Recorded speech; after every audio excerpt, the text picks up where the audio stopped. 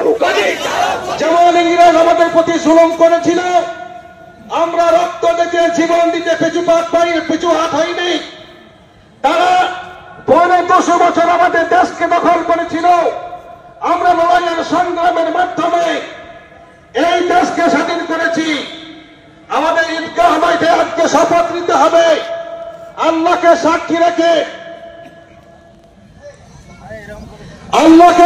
রেখে সত্য ইমানদার ব্যক্তি হিসেবে যে আমার কাছে কোনো দল বড় নয়, আমার কাছে কোনো পার্টি বড় নয়,